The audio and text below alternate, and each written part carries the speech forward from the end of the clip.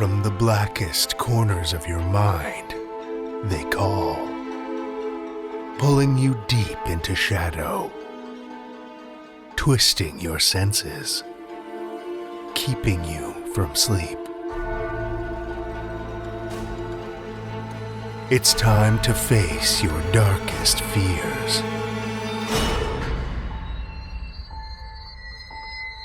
This is Tales to Terrify.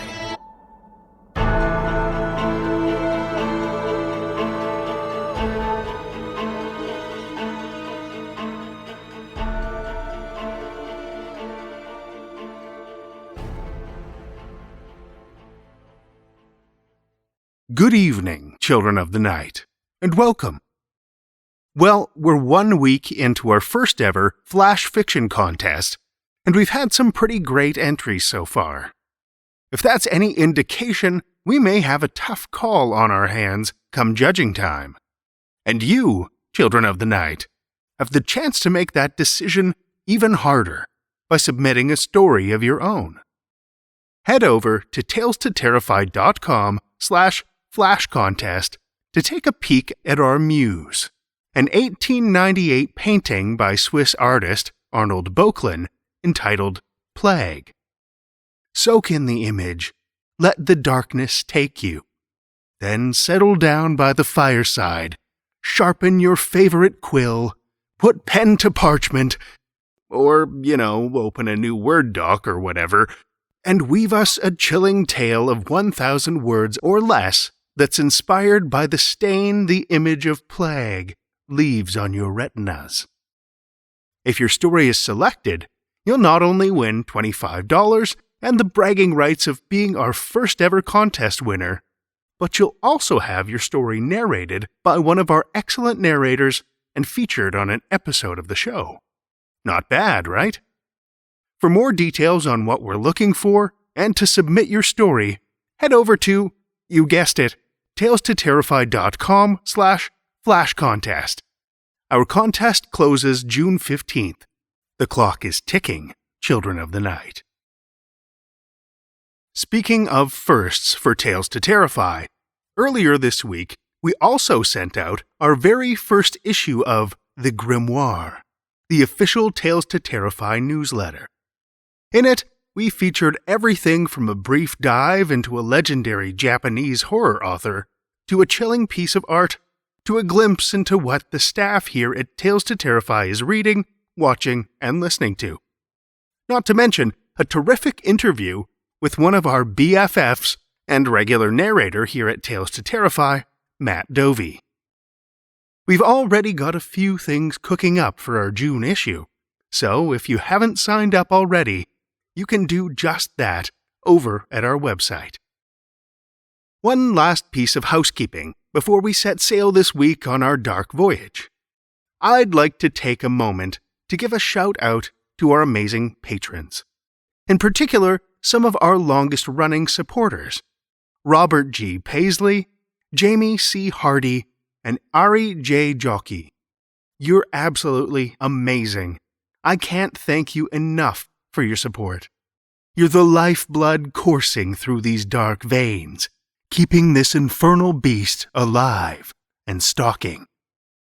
I'd also like to extend a warm welcome and heartfelt thank you to a couple of our newest patrons, Michael Delwing and Lisa Ketz. Thanks for joining us on this descent into madness we call Tales to Terrify. If you'd like to count yourself among this esteemed company of patrons, we'd love your support over at patreon.com/Tales to Terrify. We've got perks for every dark appetite. And speaking of, for you lucky patrons, our first batch of merch is ordered and on its way, and should be headed to you not long after that. I'll post some updates on Patreon soon. And if you're not a patron and don't want to miss out, now's a great time to join. Okay, that's enough housekeeping for one night. But before we get into our fiction, I've got a short little tale to share that I came across while planning our trip. Figured it would be the perfect little bite for our first stop as we once again step out the door into darkness. It was an overcast May afternoon in downtown Vancouver, British Columbia, the chill wind carrying with it the scent of the harbor. Rolling into downtown at the tail end of the lunch rush, the seats of the 98 B-Line bus were peppered with people. Late risers headed into work, elderly shoppers on their way to the mall or to run errands, mothers with kids in tow headed for an afternoon by the waterfront. The 98 bus hissed to a stop at the curbside, and several passengers stood, grabbing their bags and the hands of their little ones as they shuffled toward the doors. As they filed past the driver, some nodded, some thanked the driver, and others, heads down or earphones in, slipped off the bus without so much as an acknowledgement. As the line of disembarking passengers thinned and the driver prepared to close the doors, he saw movement in the convex safety mirror. A man from the back had stood and begun shuffling toward the front. Tall, dressed in thick, dark clothes that lent him a shadowy presence.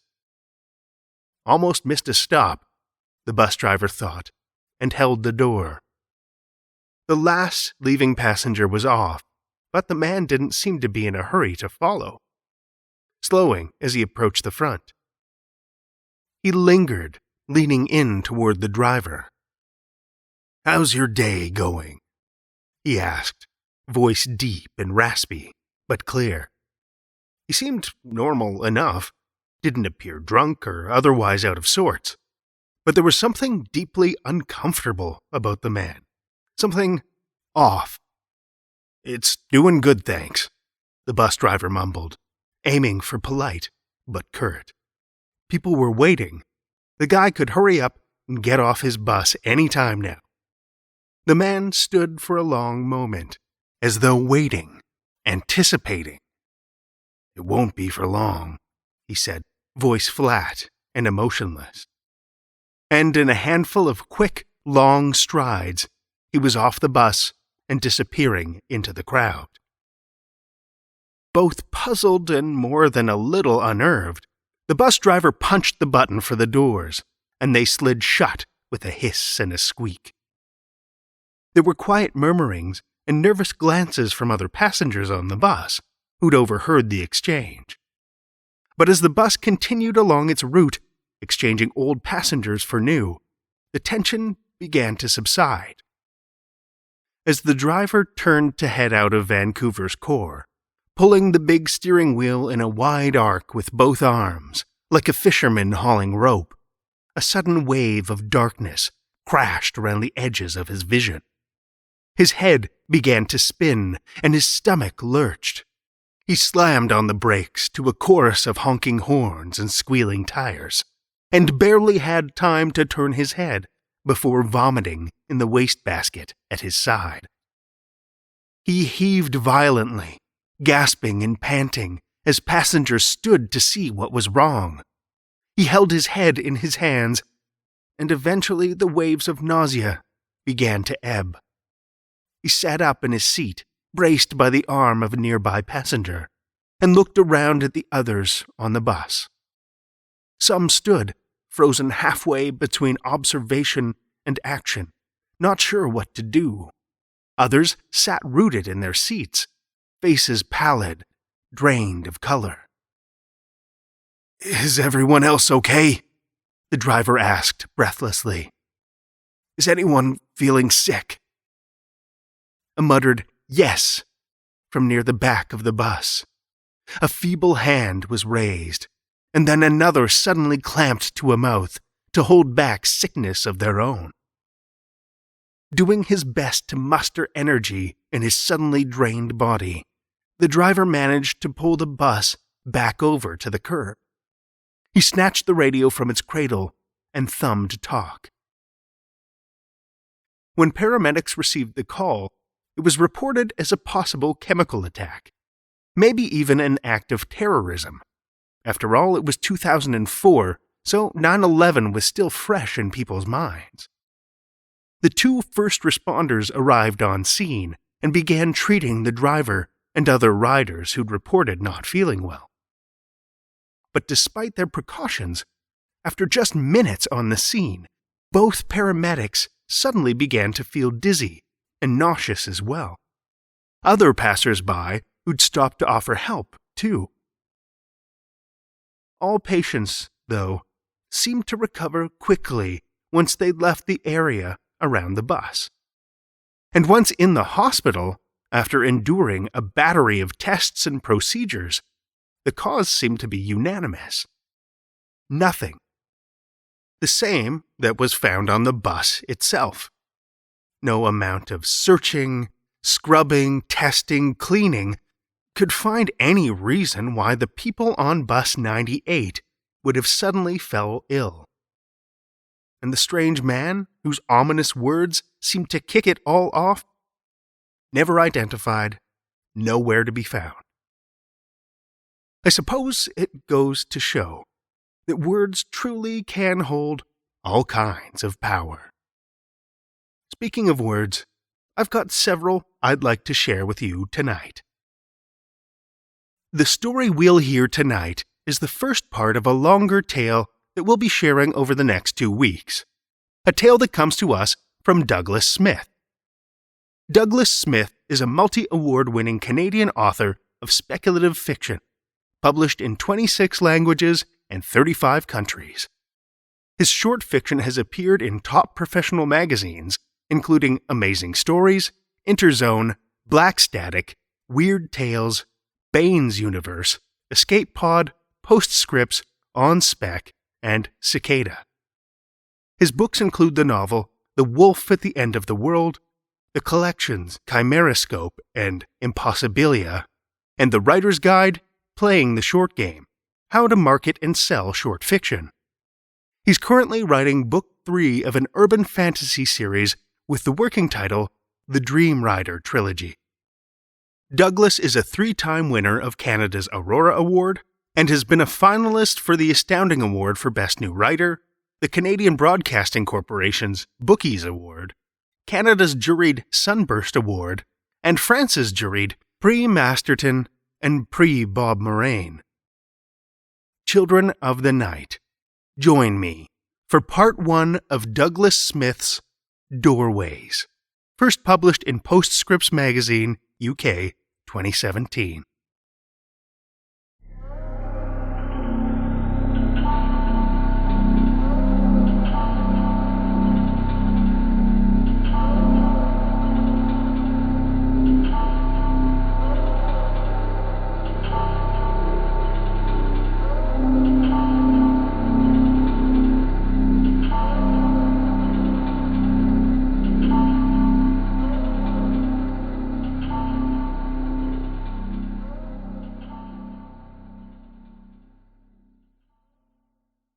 I know death hath 10,000 several doors for men to take their exit. John Webster, Duchess of Malfi. On an island lies a house. In the house lies a box. In the box lies another house. A smaller house, of course, but one that mirrors exactly, quite exactly, the larger structure. In that smaller house, 3 mice, 2 males and 1 female, scurry along a hallway, following the scent of food. They stop before a doorway, a duplicate of the front entrance in the larger house. The older male, their leader, sniffs at the opening. He knows the house and its rules. He must, to survive. The other 2 wait. They depend on him, on his decisions. He backs away. Something is different. Something is wrong. The game has changed.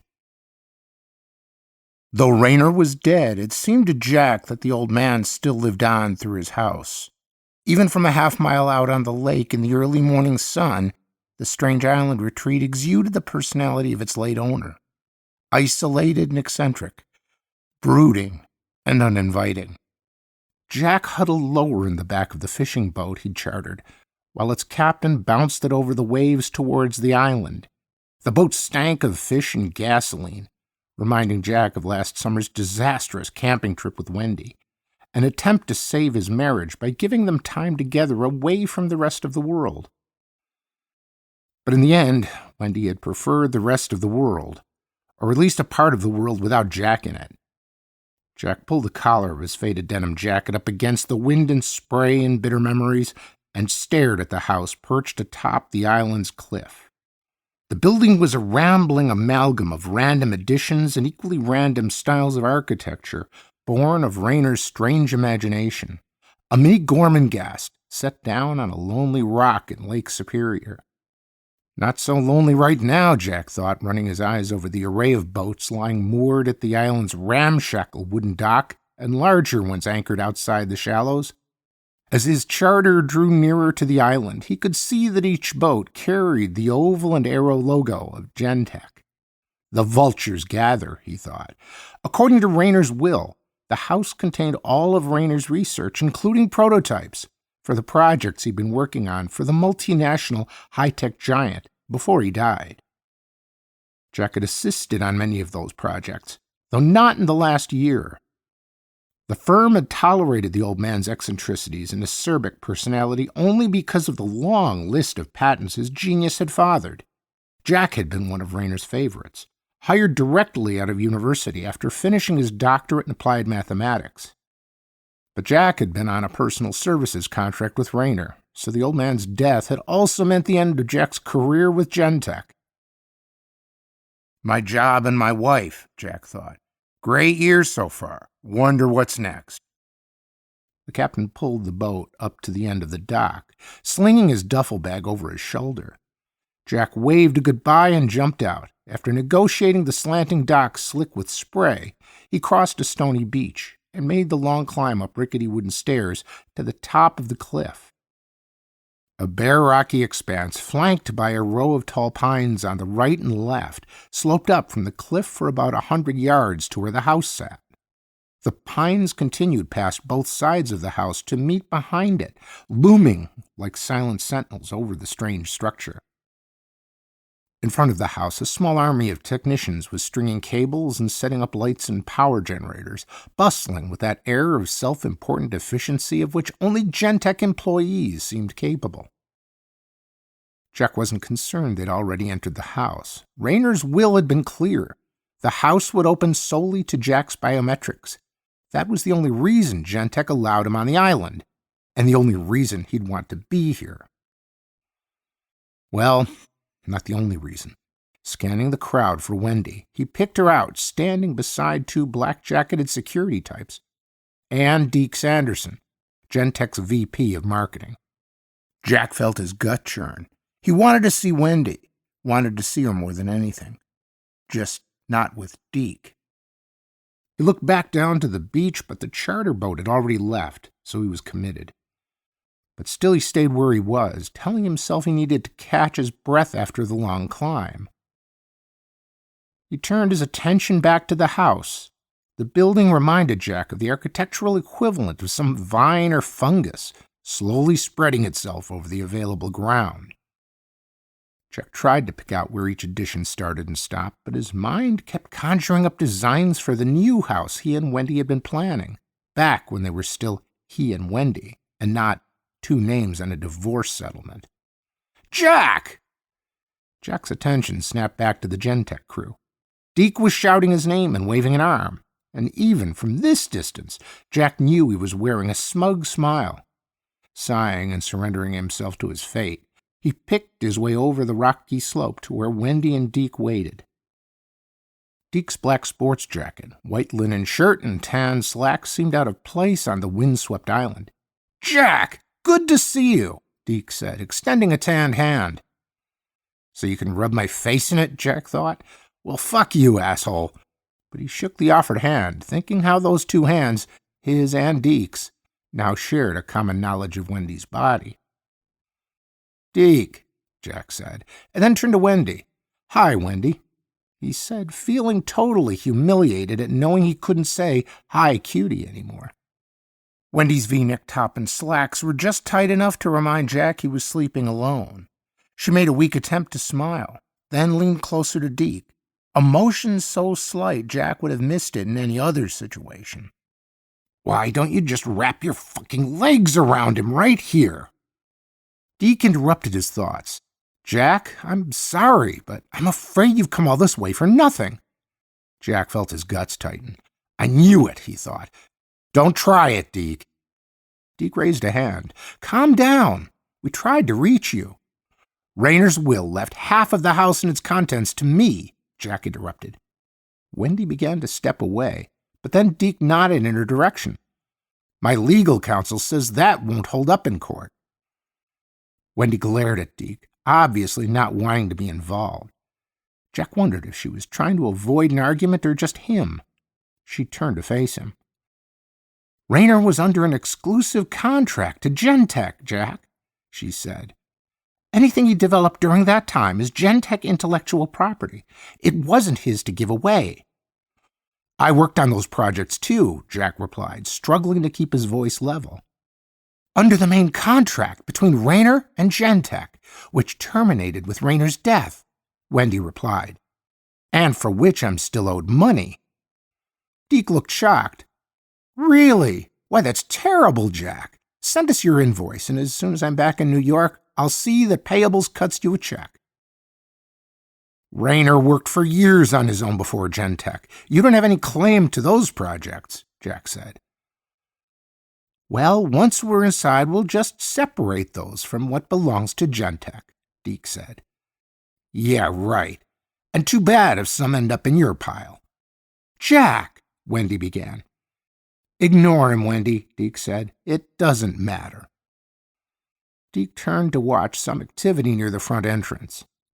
A black-jacketed security tech was pressing something around the seams of the huge double doors. They're trying to blow the door, Jack thought. Deke took Wendy's arm, and they began walking up the slope towards the house.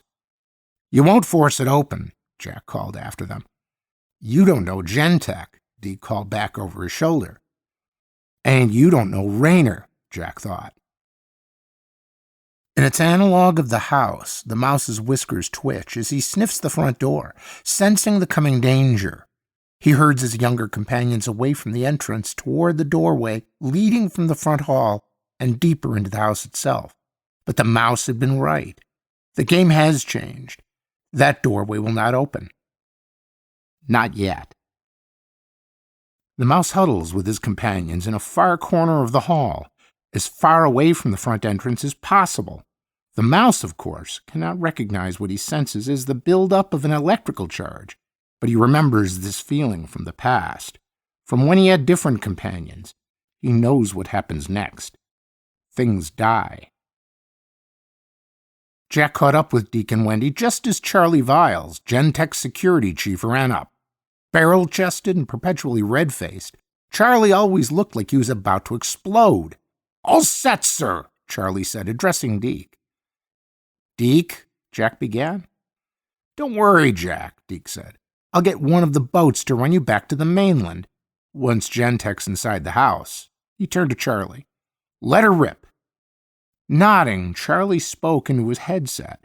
The black-jacketed security tech moved away from the front door and ran to a large control board, connected by cables to both the generator and the front door. Everyone seemed to move back, and Jack, out of habit, took a protective step towards Wendy. Black Jacket reached for a large red button on the board. He pressed the button. The gathering dusk turned to midday sun, and Jack went blind as a blast of hot air threw him to the ground. Ozone burned his nose, and a crackling filled his ears as if a giant was playing with bubble wrap, with Jack's head inside. Amidst his drowning senses, a thought surfaced. He hadn't heard an explosion. Jack picked himself up and looked around. People were scattered on the ground or just rising. The front entrance to the house appeared untouched. The buzzing in Jack's ears faded, and he could hear sobbing and crying. A woman screamed. People were scrambling away from a smoking pile of... what? As Jack realized what it was, it occurred to him he should have added another attribute to Rayner and his house. Isolated and eccentric, yes. Brooding and uninviting, for sure. But dangerous, too. The charred corpse Jack now stared at demonstrated that with a clarity of which the old scientist would have approved. The body lay at the control panel where Black Jacket had stood. Wendy! Panicked, Jack spun around, searching for her. He felt his guts unclench when he found her standing unharmed a few feet away. His relief turned to anger as he watched her throw her arms around Deke. The embrace ended suddenly as Charlie grabbed Deke's arm and yanked him around. "What the hell happened? You told me this was safe!" The security head shoved his even redder face an inch from Deke's nose. Deke pulled free. "Back off! Your man must have messed up." "Bullshit! Jimmy wouldn't screw up. That place!" Charlie thrust a finger at the house. "It shot something at him. I saw it. Some sort of beam. It zeroed in on Jimmy." "Don't be crazy," Deke snapped. "How could it know who?" His voice trailed off and his jaw clenched. "Someone's in the house." "I doubt it," Jack said. They all turned to look at him as if he'd just popped out of the ground. He went on.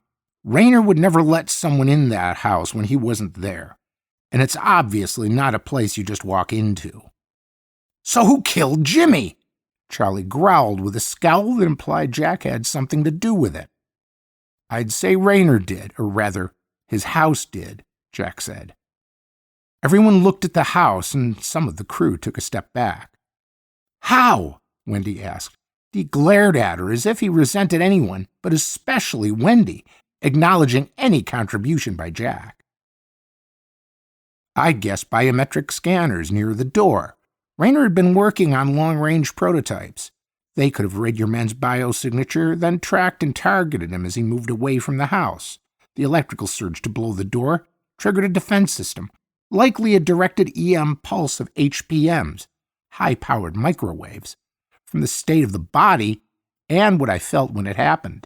I warned you not to try to force the door." "You knew something like this might happen?" Charlie growled, advancing on Deke. Deke backed up. "Bullshit! He doesn't," he began. The rocky slope lit up like midday, and a voice boomed down from the house. "Hello, Deke, you pusillanimous pile of rat excrement! How are you doing?" Above the front door, a white stuccoed wall had morphed into a huge video screen, at least 20 feet square, and on that screen, smiling down at them like an animated skull, was the cadaverous countenance of Dr. Lucius Francis Raynor. The late Dr. Lucius Francis Raynor. Deke was the first to break the stunned silence. "Jesus, he's alive!" he croaked. Jack snorted. "Don't be stupid. We saw the death certificate." But Jack felt as shocked as the rest. Raynor seemed to survey the crowd. Then the grin returned and Raynor waved. "And Jack, too, with your lovely, if less than loyal, ex-wife. And from her cuddly proximity to old Deke, I'd say she still hasn't figured out she traded down when she switched to that snake." Wendy blushed deep red and muttered something under her breath. Somebody laughed in the crowd, and Deke glared in that direction before turning to Jack. "He sees us. How do you explain that?" Jack shook his head, trying to think. "He's dead, for fuck's sakes." He must have set this up ahead of time. He could have recorded any number of possible scenarios, depending on who might show up. The biometric scanners tell the display system who's out here, even where they're standing, and a program runs the appropriate clip. He could have stored biometrics for every Gentech employee. He certainly had ample chances to get them for the three of us. Raynor clapped his hands together and threw back his skeletal head in a croaking laugh. "Bet I had Deke going.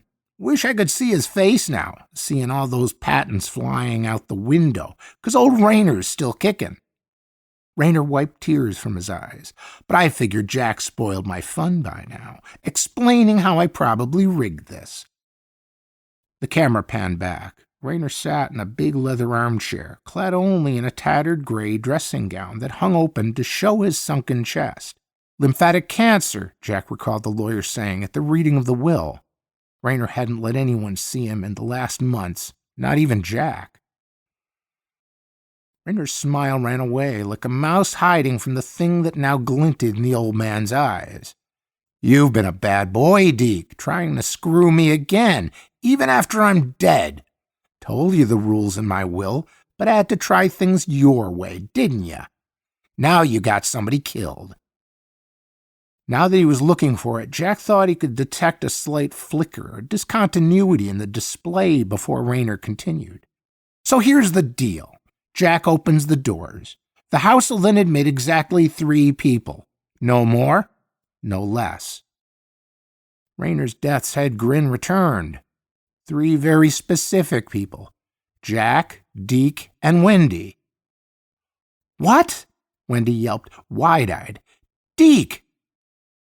Jack felt a rush of excitement, tinged with fear and confusion. Rayner was helping him, making sure Gentek didn't cut him out. But that house had just killed a man, and Jack was going inside it. And why did Rayner include Wendy? "Screw that," Deke snorted. "Wire up the door again, Charlie." Charlie looked as if he wanted to wire up Deke, not the door, but Rayner cut off any retort. "Oh, and Deke, any more funny business and my watchdogs might just zero in on you next time. Fry that fucking smug smile off your face once and for all." Deke turned pale, and Jack caught several in the crowd nodding as if in agreement with Rayner's sentiments. Deke kept shifting his very worried gaze over different parts of the house until he caught Jack grinning at him. Rayner's voice boomed down from above again. I don't see any stampede to the door, folks." He's still scanning us, Jack thought. "So I guess I should point out that unless you 3 get your collective butts in gear and into the house in the next 5 minutes, I'll blow the entire house to hell, no doubt to join me." Murmurs grew in the crowd. "He's bluffing," Deke said, but he looked nervous. Jack shrugged.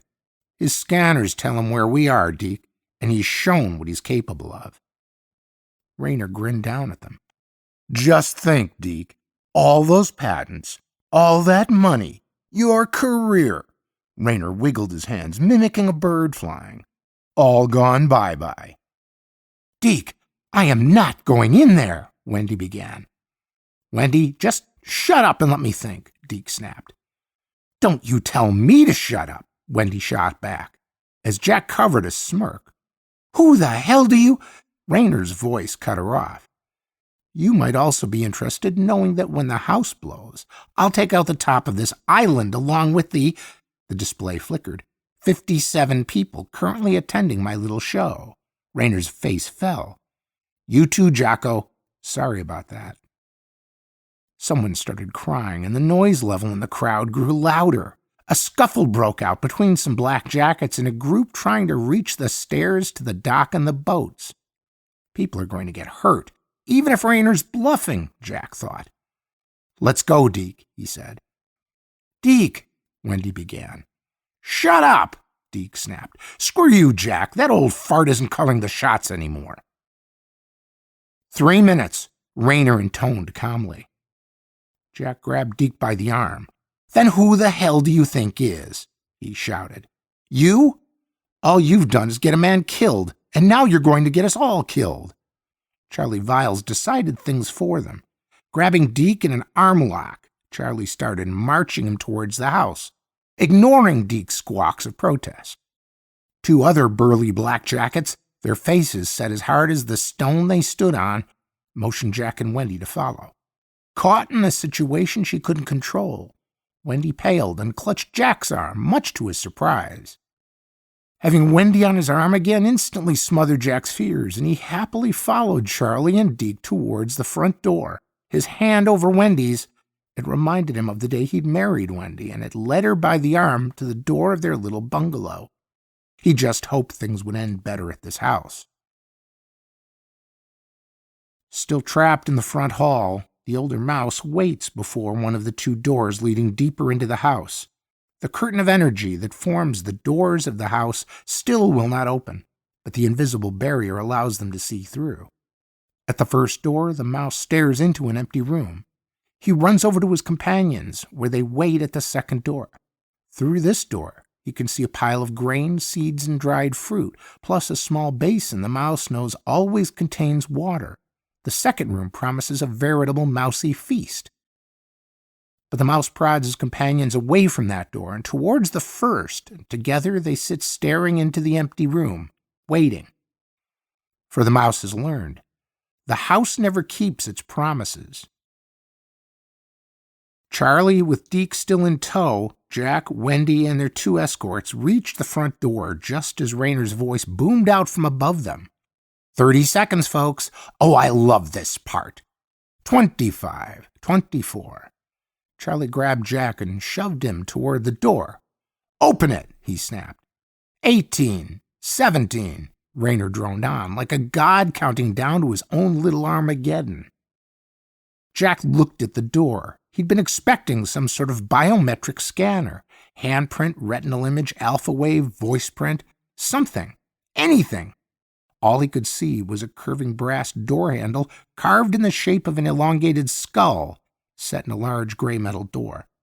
I said open it, Charlie shouted. How? Jack snapped. 10, 9, Raynor intoned. How about the fucking handle, Jack? Wendy yelled. I'm going to die, Deke moaned. 5, 4. Holding his breath and half expecting another energy blast, Jack grabbed the handle and pushed. Cold, electrical tingling, resistance. Then the door swung open. Jack stumbled forward and fell into the house. Well, shit, it's about time, Raynor's voice said, sounding much closer this time.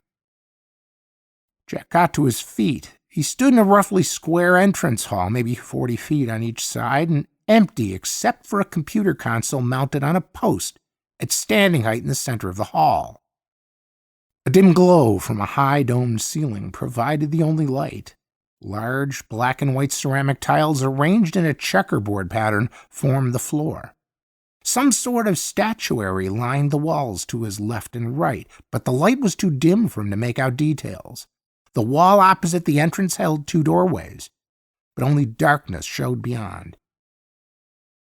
Jack could hear Deke and Charlie shouting outside. The sound of a scuffle followed, along with a squeal from Wendy, and then both she and Deke stumbled into the room, apparently having been pushed. The door slammed shut behind them, closed by some invisible hand. A flickering of light and color made Jack look up. A giant Raynor grinned down at them. The domed ceiling was another display screen.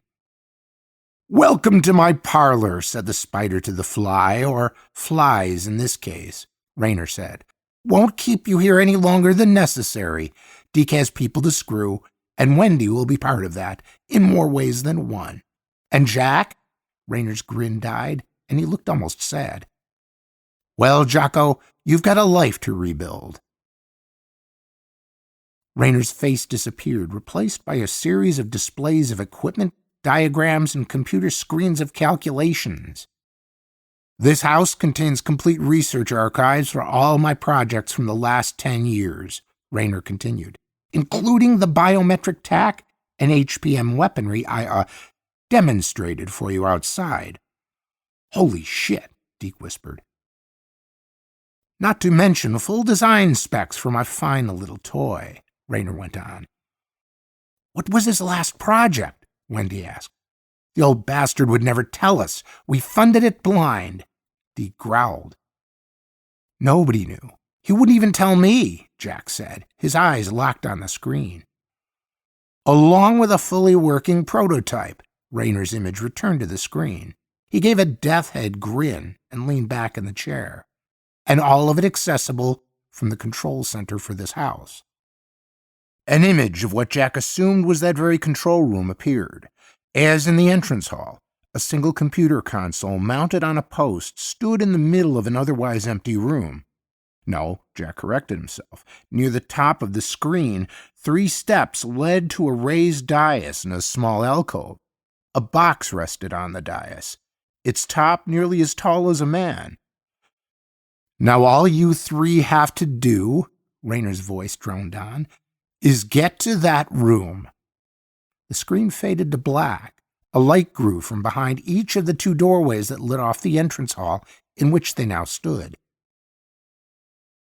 Jack walked over to the one on the right, The door consisted of a plate of heavy glass or clear plastic. He could see no obvious opening mechanism, so he tried pushing on it, but with no effect.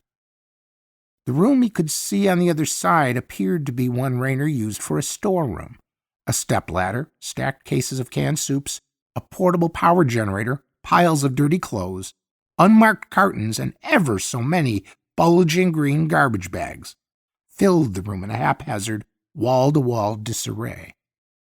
Deke and Wendy stood by the other door. "Hey!" Deke called out. "This is it!" Walking over, Jack peered through the second door. The room he could see on the other side was indeed the control room Rayner had showed them on the display. "This seems," Wendy began. "Too easy," Deke finished. "Not if we can't get in. How does it open?" Jack said. As Deke and Wendy poked around the door, looking for a switch or trigger, the display screen flickered to life above them again. Jack stared at the screen. What appeared to be an equation for a 4-factor function began to scroll down the display. "What the hell is that?" Deke asked, looking up. As line after line continued to appear, Jack sighed.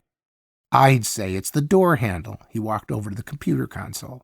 The small screen showed the identical display as the large one above. "What are you talking about?" Deke asked. "I'm betting we have to solve the equation," Jack answered, as the function continued to roll down the screen. "Seems kind of long," Wendy said. Although Jack was thinking the same thing, he just shrugged as he tapped at the keyboard on the console. "You got any other plans for today?" However, after several minutes of paging through well over 200 lines on the display, he was still no further ahead to determining how this could be the key to the door. What are those?" Wendy asked. Jack looked up. Immersed in the equation, he hadn't noticed the room had brightened. He could now clearly see the statuary that lined the two end walls. "Jesus," Deke said. "It's a giant fucking chess set." "Of lawn gnomes," Jack said. Each statue stood between 3 and 6 feet tall and resembled a grotesque leering gnome fashioned as a chess piece. The gnomes stood on the black and white ceramic tiles, ready for the start of a game. Lighter pieces along the wall to their left, darker to the right. 3 pawns are missing," Wendy said. Jack shook his head. "Not anymore. Do the math." Deke's eyes widened. "Us? Why does that not sound like good news?" As if cued by his words, one of the white pawn gnomes emitted a piercing whine and rolled forward. One arm popped out from its side.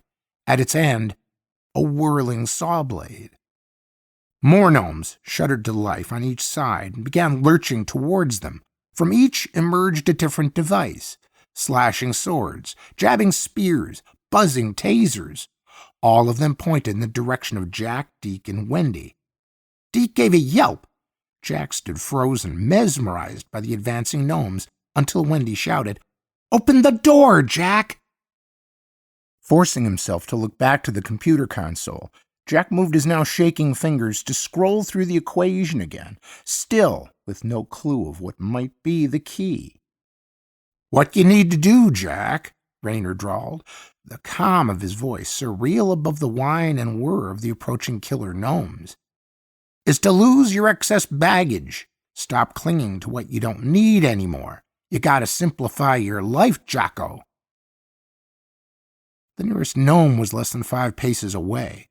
Simplify, Jack thought. Simplify the equation. Jack paged back and forth, looking for a pattern. Any pattern. 3 paces. There! That term looked familiar. He paged back a few screens. Yes! The identical term appeared twice, once with a positive sign and later with a negative. Now that he knew what to look for, Jack began highlighting pairs of offsetting terms that netted to 0. 1 pace. "Jack!" Wendy shouted in his ear. Both she and Deke crushed up against Jack in front of the console. The nearest gnome drew its mechanical arm back, a spear poised to throw. Jack hit the delete button.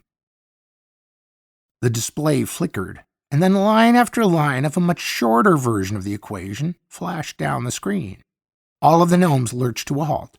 points and knife edges and saw blades only inches from the 3 human occupants of the room. "Jesus!" Deke croaked. "Deke, get me out of here!" Wendy sobbed. Deke took Wendy by the hand, and they maneuvered past the various weapons and the crush of gnomes around them. Yeah, like he saved you, Jack thought. He was about to follow when the computer display changed. He blinked.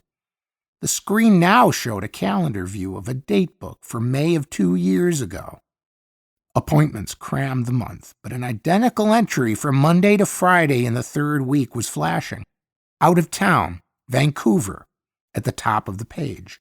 Wendy's name showed as the datebook owner. The screen went black. What the fuck? Jack thought.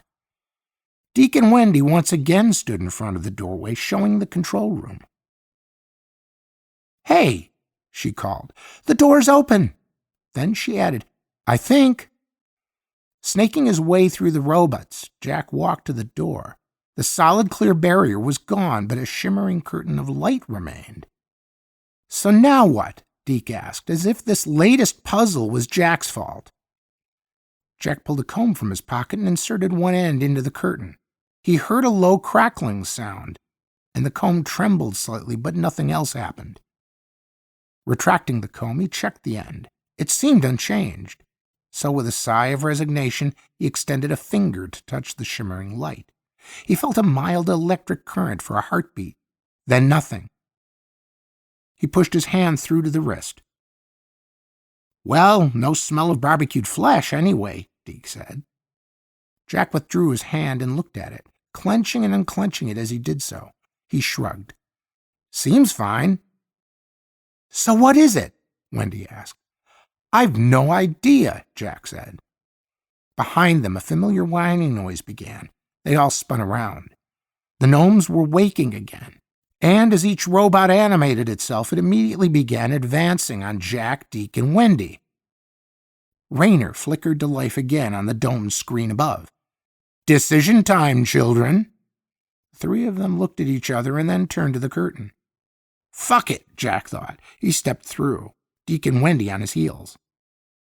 It didn't occur to Jack until he was stepping forward that when he had stuck his hand through the curtain, he hadn't seen it emerge on the other side.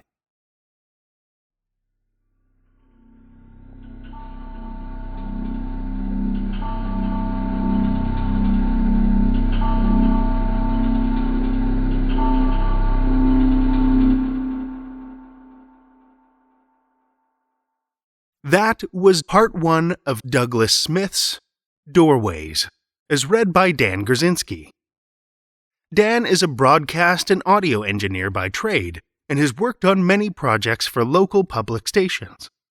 Lately, he's been recording literary works for LibriVox, as well as Tales to Terrify, and has just finished narrating his 8th audiobook. Well done. Thank you, Dan.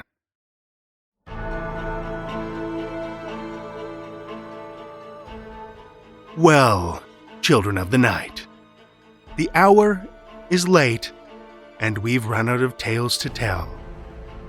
For now. Don't forget about our Flash contest. Visit talestoterrify.com/Flash contest for details and to enter. And if you haven't already, I encourage you to head over and have a look at our Patreon page, patreon.com/talestoterrify, and have a look at all of the awesome perks, from ad-free episodes and bonus content to shoutouts and swag. Every dollar helps, and we appreciate it so much. If you're looking for another way to help, why not drop a rating or a review on your favorite podcast app? Ratings and reviews are an easy way that you can help us to spread the darkness. Tales to Terrify is produced by Seth Williams, Pete Morcellino, Meredith Morgenstern, Julia Zellman, and myself, Drew Sebastini, with original theme by Nebulous Entertainment.